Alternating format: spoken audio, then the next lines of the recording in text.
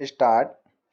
भारत की सबसे बड़ी खूबसूरती इसकी विविधता है, जहाँ अलग अलग जातियाँ, अलग अलग धर्म और सबके अपने अलग अलग रीति रिवाज, परंपरा और पर्व त्योहार भी है। ये पर्व और त्योहार हर वर्ष बड़ी धूमधाम से मनाए जाते हैं। हिंदुस्तान में अक्टूबर और नवंबर के महीने इसलिए बहुत महत्वपूर्ण होते हैं कि इस दौरान दशहरा, दीपावली से शुरू होकर एक के बाद एक गोवर्धन पूजा, भैया दूज और फिर छठ पूजा की धूम रहती है। घर आंगन से लेकर बाजार तक उत्सव का वातावरण रहता है। हर तरफ सजावट होती है। इसी महीने में सिखों का महत्वपूर्ण पर्व गुरु पर्व भी आने वाला है, तो उनके लिए भी यह महीना बहुत खास है। फिर इन त्योहारों की लहर कुछ मध्यम पड़ेगी तो फिर क्रिसमस और नए साल के जश्न की तैयारियां शुरू हो जाएंगी। हिंदुस्तान में थोड़े थोड़े अंतराल पर त्योहारों की कड़ी जुड़ी रहती है। मध्य भारत में त्योहारों का सिलसिला अलग चलता है, तो पूर्वोत्तर और दक्षिण में अलग। महाराष्ट्र में तो गणेशोत्सव से ही उत्सवों की श्रृंखला शुरू हो जाती है। समानतापूर्ण सोच और एक समान शैक्षिक पाठ्यक्रम के बढ़ते प्रभाव के चलते अब अच्छी बात यह हो गई है कि पर्व चाहे किसी भी जाति धर्म से संबंधित हो, लोग एक दूसरे के त्योहारों में हिस्सा लेने लगे हैं और उनकी देखा देखी खुद भी उन पर्वों को मनाने लगे हैं। हमने कई जगहों पर देखा है कि दीपावली के अवसर पर सिर्फ हिंदू नहीं, हर जाति धर्म के लोग अपने घर और बालकनी को बिजली की लड़ी से सजा लेते हैं और पड़ोसी के साथ मिलकर त्योहार मनाने में भागीदारी करने लगे हैं। ऐसे ही गुरु पर्व में भी शामिल होने वाले लोगों के जाति धर्म को देखा जाए तो इसमें बाहर के लोग भी उत्सव मनाते मिल जाएंगे। ऐसे ही मुस्लिमों के महत्वपूर्ण त्योहार ईद में भी दूसरे धर्मों के भारतीय लोग खुश होकर और बड़े उत्साह से शामिल होते हैं।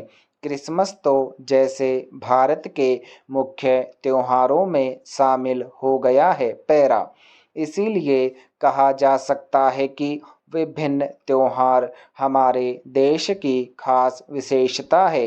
इससे आने वाली पीढ़ियां हमारे देश की ऐतिहासिक धरोहरों और परंपराओं को जानती और उनसे जुड़ी वीरतापूर्ण और नीतिपरक कहानियां पढ़ समझकर उनसे प्रेरणा लेती हैं।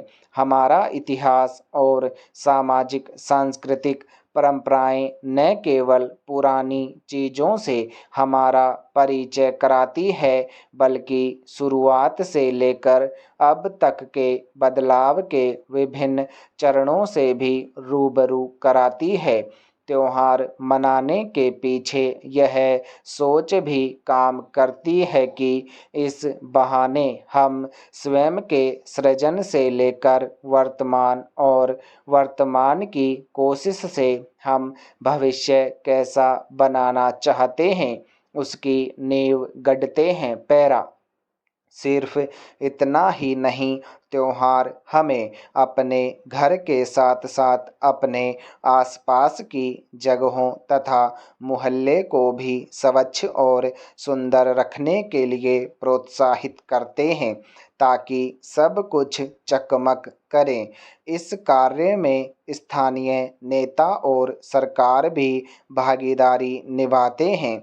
तभी पर्व त्योहार के आने से पहले ही हमारे नेतागण अपना पोस्टर लगवाते हैं और जताते हैं कि जनता के लिए महत्वपूर्ण पर्व त्योहार उनके लिए भी महत्व रखते हैं। तभी इन पर्व त्योहारों के अवसर पर हमारे नेतागण काफ़ी काम करवाते हैं।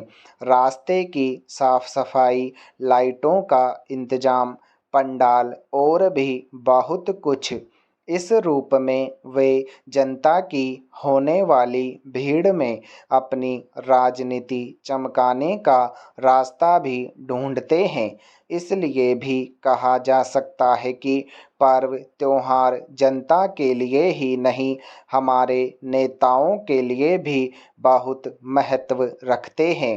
पैरा बाजार और व्यापारियों के एक बड़े वर्ग के लिए भी त्योहार संजीवनी का काम करते हैं, क्योंकि पर्व त्योहारों में इस्तेमाल होने वाले सामान की ज़बरदस्त बिक्री इन दिनों होती है, जिससे उनकी अच्छी आमदनी होती है और साल भर की कम कमाई की इससे पूर्ति भी होती है। पैरा इस सब के अलावा एक और ख़ास बात निम्न और मध्य वर्गीय लोगों के लिए इसलिए भी त्योहार बहुत ख़ास होता है कि इन त्योहार पर ही वे नए वस्त्र खरीदते और तरह तरह के पकवान अपने घरों में बनाते हैं। इसलिए त्योहार घर के बड़ों और अभिभावकों के लिए जिम्मेदारी का भी नाम है कि वे इतना कमाएं कि अपने घर परिवार का न केवल भरण पोषण कर सकें, बल्कि कम से कम इतना कमाएं कि हर वर्ष त्योहार के अवसर पर अपने ऊपर निर्भर स्त्री पुरुष बच्चों की भी ज़रूरतों को पूरा कर सकें। इस सब कारणों से त्योहार हम सभी के लिए बहुत सारी खुशियाँ लेकर आता है।